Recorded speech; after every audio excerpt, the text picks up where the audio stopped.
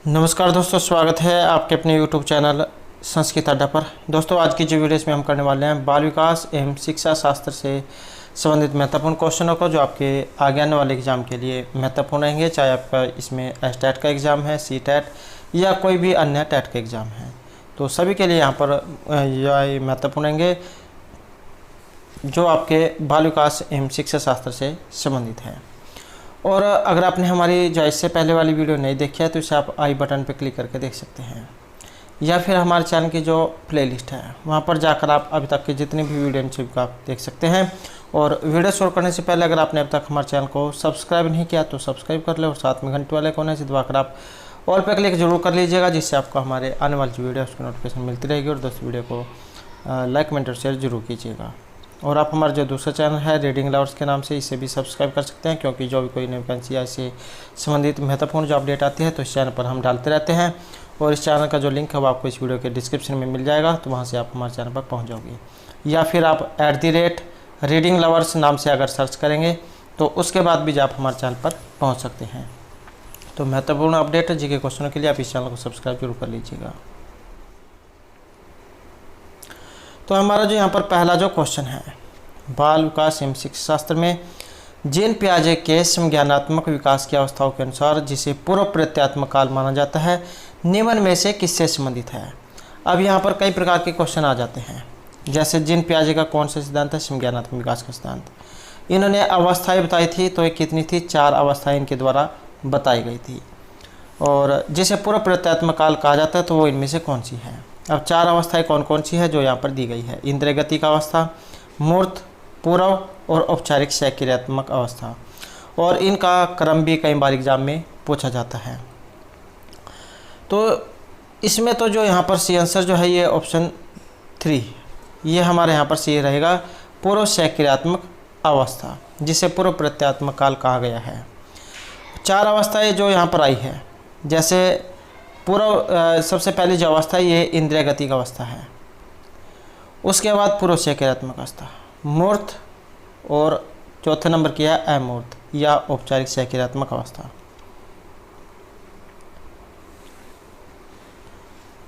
और ये जो यहाँ पर अवस्था है पूर्व सक्रियात्मक अवस्था 2 से 7 वर्ष की से माना गया है। जो पहली जो अवस्था है 0 से 2 की है, ये 2 से 7 की है, और मूर्त वाली 7 से 11 की है, और औपचारिक फिर 11 से आगे की है। नेक्स्ट क्वेश्चन है हमारे यहाँ पर, एक व्यक्ति के जीवन में नाम व प्रशंसा कमाने की इच्छा अगर आती है तो यह किस प्रकार का अभिप्रेरक माना जाएगा। आंतरिक अभिप्रेरक, बाह्य अभिप्रेरक, दैहिक या मनोवैज्ञानिक अभिप्रेरक। तो इसे जो यहाँ पर माना गया है तो ये आंतरिक अभिप्रेरक माना गया है। तो एक व्यक्ति के जीवन में नाम व प्रशंसा कमाने की इच्छा उसकी आंतरिक अभिप्रेरक है, और इस प्रकार का अभिप्रेरक ये प्रबल मनोवैज्ञानिक दशाओं के कारण उत्पन्न होता है। तो किसी के व्यक्ति के अगर मन में ये बात आ रही है कि मुझे जो नाम कमाना है और मुझे भी प्रशंसा कमानी है, तो इस प्रकार की जो भावनाएं जो उसमें आएंगी ये उसके अपने अंदर से आएंगी, तो ये आंतरिक अभिप्रेरक है। नेक्स्ट क्वेश्चन है हमारे यहाँ पर, हम में से कुछ लोग कुछ तो लंबे हैं तथा कुछ छोटे हैं, कुछ गोरे हैं तथा कुछ काले हैं, कुछ लोग मजबूत हैं और कुछ कमज़ोर हैं। यह कथन किस स्थापित सिद्धांत पर आधारित है। बुद्धि व लैंगिक विभिन्नता पर, प्रजाति विभिन्नता पर, व्यक्तिगत विभिन्नता या व्यक्तिगत प्रगतिशीलता पर। तो इस प्रकार का जो यहाँ पर कथन जो है इस सिद्धांत का जो संबंध माना गया है ये रहेगा ऑप्शन 3 में, व्यक्तिगत विभिन्नता पर। तो एक व्यक्ति का दूसरे व्यक्ति से अंतर होना एक सार्वभौमिक घटना है, और यह अंतर शरीर के आकार, स्वरूप, शारीरिक कार्यों, गति संबंधी क्षमताओं, बुद्धि, उपलब्धि के आधार पर होता है, जिसे व्यक्तिगत विभिन्नता कहा जाता है। नेक्स्ट क्वेश्चन हमारे यहाँ पर, समपोस्ट कार्यक्रम जरूरी होते हैं कमजोर अधिगमकर्ताओं के लिए, प्रतिभाशाली बालकों के लिए, साधारण बालकों के लिए, या शारीरिक रूप से अयोग्य बालकों के लिए। तो समपोस्ट कार्यक्रम जरूरी होते हैं, और ये क्यों होंगे, तो ये होते हैं प्रतिभाशाली बालकों के लिए। तो जिन बालकों की वृद्धि सामान्य बालकों से ज़्यादा होती है, अधिक होती है, तो उन्हें प्रतिभाशाली बालक कहा जाता है, जिन्हें आप मेरिट वाले बच्चे कह सकते हैं। तो इन बालकों के लिए समपोस्ट कार्यक्रम चलाए जाते हैं। नेक्स्ट क्वेश्चन है, चिंतन शक्ति के विकास की प्रक्रिया में निम्न में से कौन सा कथन गलत है? ज्ञान व अनुभव की यथेष्टता, यथेष्ट अभिप्रेरणा, यथेष्ट स्वतंत्रता व लचीलापन, कम बुद्धि व ज्ञान। तो चिंतन शक्ति के विकास की प्रक्रिया, और इसमें रहेगा ऑप्शन 4 हमारा, कम बुद्धि व ज्ञान। तो चिंतन प्रतिभाओं, प्रतीकों, संप्रत्यों, नियमों और अन्य मध्यस्थ इकाइयों का जोड़ तोड़ है। चिंतन शक्ति के विकास की प्रक्रिया में ज्ञान, अनुभव, अभिप्रेरणा, स्वतंत्रता व लचीलापन की महत्वपूर्ण जो भूमिका होती है। नेक्स्ट क्वेश्चन हमारे यहाँ पर, वंश अनुक्रम के संदर्भ में गलत कथन निम्न में से कौन सा है? वंश अनुक्रम बालक का लिंग निर्धारित करता है। यह शारीरिक संगठन में महत्वपूर्ण योगदान देता है। यह जुड़वा बालकों के जन्म में योगदान देता है। इसमें रुचि, अभिवृत्ति, पसंद, नापसंद तथा मस्तिष्क की संवेदनात्मक भावनाएं समावेशित होती हैं। तो वंश अनुक्रम जैसे के स्थान में गलत कथन इनमें से कौन सा है? और ये रहेगा ऑप्शन 4, किसमें रुचि, अभिवृत्ति, पसंद, नापसंद तथा मस्तिष्क की संवेदनात्मक भावनाएं समावेशित होती हैं। तो ये जो वंश अनुक्रम जो होता है, इससे तात्पर्य शारीरिक और मानसिक गुणों के संचरण से है, जो माता पिता जो है उससे हमें प्राप्त होते हैं, और इनमें रुचि, अभिवृत्ति आदि की जो संवेगात्मक भावनाएं वो समावेशित नहीं होती।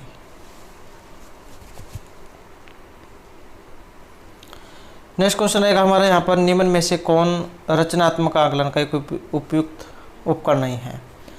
तो रचनात्मक होता है कोई चीज़ का निर्माण करना, रचना करना, बनाना। तो रचनात्मक आकलन का एक उपयुक्त उपकरण इनमें से नहीं है। दिया गया कार्य, मौखिक प्रश्न, अवधि परीक्षा या प्रश्न व खेल। और इसका जो यहाँ पर संबंध है, ये ऑप्शन 1 में रहेगा, दत्त कार्य। तो रचनात्मक जो आकलन है से तात्पर्य एक ऐसी प्रक्रिया से माना गया है जिसके द्वारा बच्चों की अधिगम की गुणवत्ता का विस्तार किया जा सके। अवधि परीक्षा, मौखिक प्रश्न व खेल इसके प्रमुख उपकरण हैं।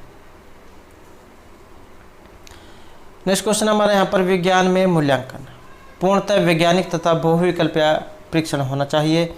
विद्यार्थियों के क्रियाकलापों के अंत में होना चाहिए। सभी क्रियाकलापों का एकीकृत भाग होना चाहिए। केवल विषय व प्रत्ययों को शामिल करें तथा प्रक्रिया व अभिवृत्ति को छोड़ दें। तो विज्ञान में जो मूल्यांकन है, इसका जो संबंध है ये रहेगा ऑप्शन 3, सभी क्रियाकलापों का एकीकृत भाग होना चाहिए। नेक्स्ट क्वेश्चन हमारे यहाँ पर, बुद्धि के समावेश से अपसारी, अभिसारी, समालोचित या विचारशील चिंतन। तो बुद्धि समावेश और यह है अभिसारी। अभिसारी होती है किसी चीज़ को इकट्ठा करना, जैसे अपसारी होता है फैलाना। तो अभिसारी इस चिंतन के अंदर व्यक्ति किसी दिए गए तथ्यों के आधार पर किसी निष्कर्ष पर पहुंचता है, और अभिसारी चिंतन पद का प्रयोग जेफी गिलफोर्ड जैन के द्वारा किया गया था। नेक्स्ट है हमारे यहाँ पर, दुर्बलीकरण ये बाधा है शारीरिक स्तर पर, कार्यात्मक, सामाजिक या शैक्षिक स्तर पर। तो दुर्बलीकरण यहाँ पर बाधा मानी गई है, और इसका संबंध रहेगा ऑप्शन 2, कार्यात्मक स्तर पर।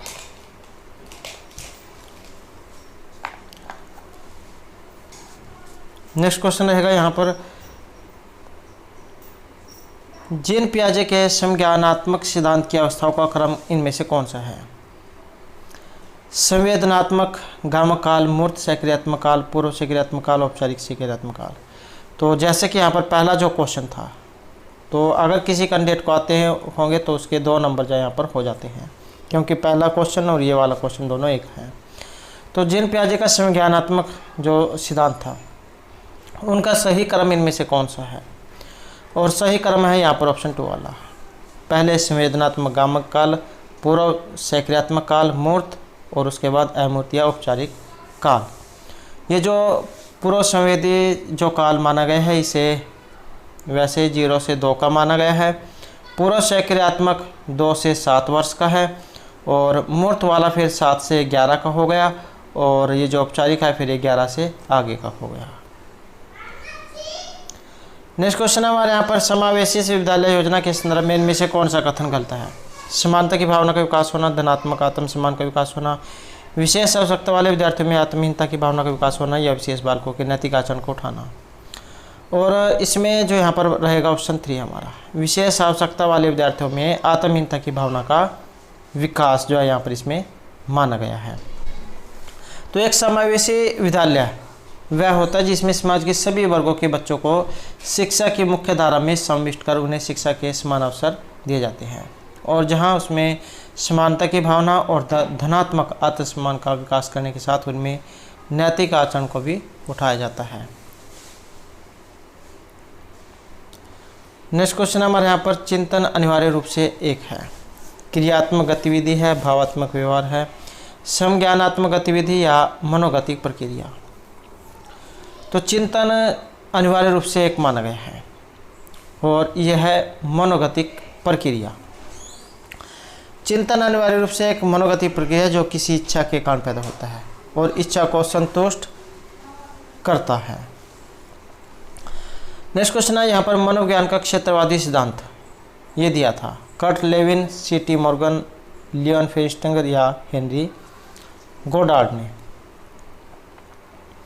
तो मनोविज्ञान का जो क्षेत्रवादी सिद्धांत जो है इसका संबंध माना गया है कर्ट लेविन से, और इस सिद्धांत में मनुष्य तथा उसके सीखने की प्रक्रिया को निरपेक्ष न मानकर सापेक्ष माना जाता है और साथ ही अनुभव के स्थान पर व्यवहार को अधिक बल दिया जाता है। नेक्स्ट क्वेश्चन हमारा यहाँ पर, पद संवेगात्मक क्रांति किस अवस्था से अधिक जुड़ी हुई है, शैशव, बाल्य, किशोर या प्रौढ़ावस्था से। तो संवेगात्मक क्रांति का जो संबंध है इस अवस्था का संबंध माना गया है किशोर अवस्था से। स्टैनफोर्ड बी ने इनके मापदंड के द्वारा प्रतिपादित प्रतिमानों के अनुसार संवेगात्मक क्रांति का संबंध किशोर अवस्था से जुड़ा हुआ है और 14 से 18 वर्ष तक के बच्चों को यहाँ पर ये इसमें बताया गया है। 4 जो अवस्थाएं होती हैं, शैशव, बाल्य, किशोर और प्रौढ़ावस्था। 0 से 5 किशोर हो गई, 6 से 12 बाल्य, 12 से 18 किशोर और फिर ये 18 से आगे की प्रौढ़ावस्था। नेक्स्ट है, इनमें से किन के द्वारा बहुबुद्धि सिद्धांत दिया गया था, अल्फ्रेड बी ने, हावर्ड गार्डनर, फ्रांसिस गाल्टन या बी.एस. ब्लूम के द्वारा। तो बहुबुद्धि सिद्धांत के जो प्रतिपादिक यहाँ पर माने गए हैं तो ये हावर्ड गार्डनर को माना गया है। उनका विचार था कि बुद्धि का जो स्वरूप है एकांकी ना होकर बहुकारकीय होता है और बुद्धि के जो 9 प्रकारों की खोज इनके द्वारा बताई गई है। नेक्स्ट है, निचली कक्षा में पढ़ाते समय एक शिक्षक को प्राथमिकता देनी चाहिए, व्याख्यान, दत्तकार्य, कहानी या समूह चर्चा को। तो जो ये प्राथमिक जो कक्षाएं होती हैं उसमें जो कामयाब है ये कहानी विधि है। कहानी के द्वारा अगर बच्चे को समझाया जाए तो जल्दी सीखते हैं, और लेकिन ये जो उच्च कक्षाएं जो होती है उनमें फिर ये कारगर नहीं है। तो यहाँ पर ये प्राथमिक कक्षा में इसे महत्वपूर्ण माना गया है।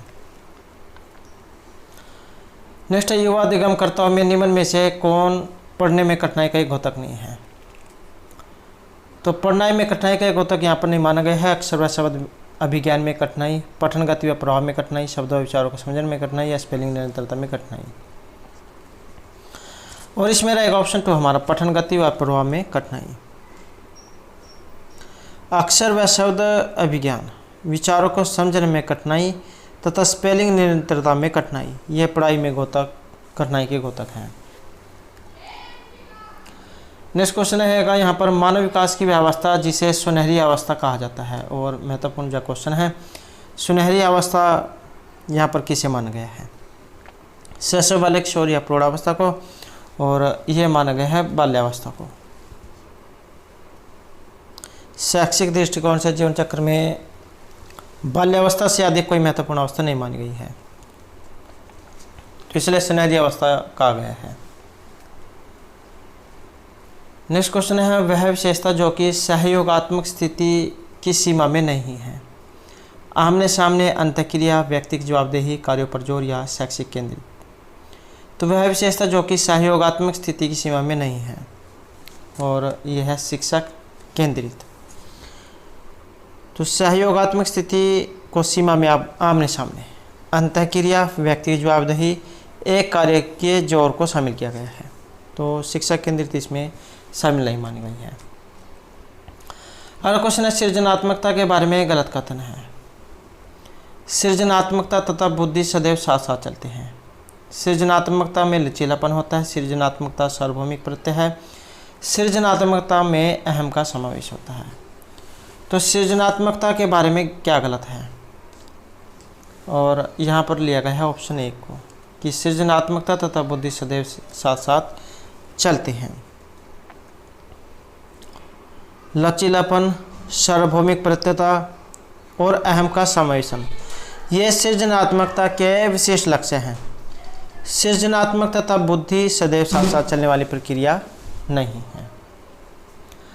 नेक्स्ट क्वेश्चन है, यहाँ पर एक सिद्धांत के रूप में निर्मितवाद अनुकरण की भूमिका पर केंद्रित करता है। अधिगमकर्ता की स्वयं के शब्दों का निर्माण करने की भूमिका पर जोर देता है। सूचनाओं को रटने तथा प्रत्यक्षण द्वारा परीक्षण पर जोर देता है। शिक्षा की प्रधान भूमिकाओं पर जोर देता है। तो इसमें जो यहाँ पर रहेगा हमारा ऑप्शन ये है 2, अधिगमकर्ता की स्वयं के शब्दों का निर्माण करने की भूमिका पर जोर देता है। तो निर्मितवाद की पृष्ठभूमि स्वयं ज्ञानात्मक मनोविज्ञान और मस्तिष्क आधारित शोध का अधिगम पर प्रभाव है, और निर्मितवाद का केंद्रीय भाव है मानव अधिगम का निर्माण, और व्यक्ति पूर्व ज्ञान के आधार पर अनुभव के द्वारा नवीन ज्ञान का निर्माण करता है। और इसी सिद्धांत के रूप में निर्मितवाद अधिगमकर्ता की स्वयं के शब्दों का निर्माण करने की भूमिका पर जोर देता है। तो ये ऑप्शन 2 जैसे माना गया है, अधिगमकर्ता की स्वयं के शब्दों का निर्माण करने की भूमिका पर जोर देना। नेक्स्ट यहाँ पर अधिगम कार्य के लिए विद्यार्थियों की तत्परता का आकलन करना शिक्षकों के लिए कठिन है। क्यों? तत्परता के सभी तत्व एक साथ परिपक्व नहीं होते। तत्परता के अधिकतर तत्व बाह्य रूप से दृश्य नहीं होते। अभिभावक अपने बच्चों को उपलब्धि के लिए धकेलते हैं। शिक्षक विद्यार्थियों के बाह्य व्यवहार का निर्णय करने में कमजोर होते हैं। तो अधिगम कार्य के लिए विद्यार्थियों की तत्परता का आकलन करना, और ये रहेगा ऑप्शन 1 में कि तत्परता के सभी तत्व एक साथ परिपक्व नहीं होते। तो किसी कार्य को करने के लिए तैयार रहना यह है तत्परता, किंतु इसका आकलन करना एक शिक्षक के लिए कठिन होता है, क्योंकि इसमें सभी तत्व एक साथ नहीं परिपक्व होते हैं। नेक्स्ट क्वेश्चन हमारे यहाँ पर, इरफान खिलौने तोड़ता है, उसके अवयवों को देखने के लिए अलग अलग कर देता है। आप ये इनमें से क्या करेंगे? इरफान को कभी भी खिलौने के साथ खेलने नहीं देंगे, सदैव कड़ी नज़र रखेंगे, उनकी जिज्ञासु प्रवृत्ति को बढ़ावा देंगे या उसकी ऊर्जा को दिशा प्रदान करेंगे, उसे बताएंगे कि खिलौने नहीं तोड़ने चाहिए। तो इरफान खिलौने तोड़ता है, तो आप यहाँ पर क्या काम करेंगे? यहाँ पर एक ऑप्शन 3, उसकी जिज्ञासु प्रकृति को बढ़ावा देंगे और उसकी ऊर्जा को दिशा प्रदान करेंगे। तो बालक के सृजनात्मक विकास हेतु आवश्यक है कि उसकी नवीन रचना या उत्पादन की प्रवृत्ति को बढ़ावा दिया जाए तथा उसकी ऊर्जा को सही दिशा प्रदान की जाए। अगला क्वेश्चन है, एक शिक्षण विधि में 2 या 2 से अधिक शिक्षक सहयोग पूर्वक विषय पर योजना बनाते हैं, पूरा करते हैं तथा सदैव विद्यार्थियों पर इसके प्रभाव का मूल्यांकन आवर्ती रूप से करते हैं। तो यह विधि है दृश्य श्रव्य शिक्षण, टोली दृश्य या व्यक्तिगत शिक्षण, और इसका रहेगा ऑप्शन 2 हमारा टोली शिक्षण। तो टोली शिक्षण की एक सुव्यवस्थित प्रणाली है जिसमें कई शिक्षक मिलकर विद्यार्थियों के एक समूह को अनुदेशन प्रदान करते हैं और साथ ही विद्यार्थियों पर इसमें प्रभाव का मूल्यांकन आवर्ती रूप में करते हैं। अगला क्वेश्चन है, व्यवहार का संवेगात्मक पहलू निम्न से संबंधित होता है। सीखने के संज्ञानात्मक, भावात्मक, क्रियात्मक या मनोवैज्ञानिक पक्ष है। तो व्यवहार का संवेगात्मक पहलू, और इसका संबंध रहेगा ऑप्शन 2 सीखने के भावात्मक पक्ष से,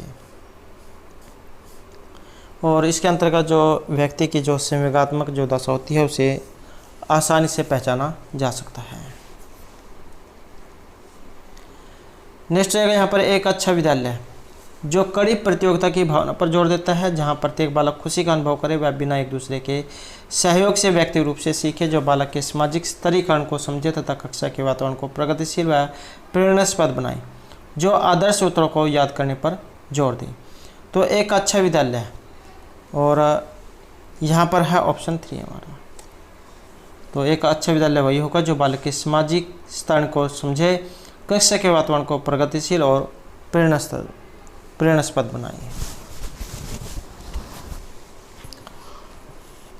नेक्स्ट है, कक्षा में एक शिक्षक पढ़ाने के लिए बाल केंद्रित उपागम का प्रयोग कर रहा है, तो यह तरीका उपयुक्त नहीं है। समूह वार्तालाप के लिए, प्रोजेक्ट विधि, प्रदर्शन या प्रश्नोत्तर के लिए। तो एक कक्षा में एक शिक्षक पढ़ाने के लिए बाल केंद्रित उपागम का अगर प्रयोग करता है तो ये नहीं है यहाँ पर प्रदर्शन के लिए। तो बाल केंद्रित उपागम जो है इसका प्रयोग समूह वार्तालाप, प्रोजेक्ट विधि, प्रश्नोत्तर इनके लिए लाभदायक माना गया है, तो प्रदर्शन के लिए या उचित नहीं माना गया है। अगला क्वेश्चन है, जब एक क्षेत्र का अधिगम दूसरे क्षेत्र के अधिगम में सहायता करता है तो उसे क्या कहा जाता है? धनात्मक, ऋणात्मक, शून्य या परम अंतरण। और इसका रहेगा ऑप्शन 1 में धनात्मक अंतरण। जब एक क्षेत्र का अधिगम दूसरे क्षेत्र के अधिगम में सहायता करता है तो ये है धनात्मक।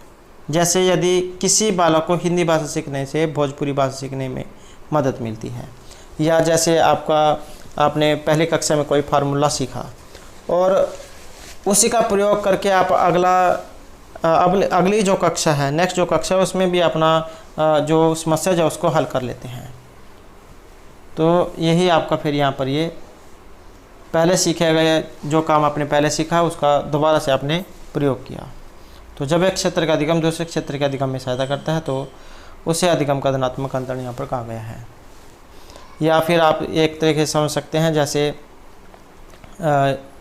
संस्कृत सब्जेक्ट है और इसी में से हिंदी निकली हुई है, तो दोनों का सेम संबंध है और उनके लिए व्याकरण जो आसानी से हो जाती है। नेक्स्ट है, एक अच्छे शिक्षक का सबसे महत्वपूर्ण गुण है विषय वस्तु का पूर्ण ज्ञान, अच्छा संप्रेषण कौशल, विद्यार्थियों के हित का ध्यान रखना या प्रभावी नेतृत्व का गुण का होना। और इसमें है हमारा ऑप्शन 2 ये अच्छा संप्रेषण कौशल। तो एक अच्छे शिक्षक का सबसे महत्वपूर्ण गुण उसका संप्रेषण कौशल है, क्योंकि उसी से वह कक्षा में बच्चों से वार्तालाप करता है और प्रशिक्षित शिक्षक में इस प्रकार के गुण पाए जाते हैं। तो एक दूसरे के साथ अच्छे से बातचीत करना, जिससे दूसरे को भी जो है समझ में आ जाए कि टीचर क्या बता रहा है। तो यही है संप्रेषण कौशल, आपस में वार्तालाप करना। तो दोस्तों थे हमारे आज के यहाँ पर बाल विकास एवं शिक्षा शास्त्र से संबंधित कुछ महत्वपूर्ण क्वेश्चन जो आपके आगे आने वाले एग्जाम के लिए महत्वपूर्ण रहेंगे। और दोस्तों अगर आपने अब तक हमारे चैनल को सब्सक्राइब नहीं किया तो सब्सक्राइब कर ले और हमारे साथ अंत बनाने के लिए धन्यवाद।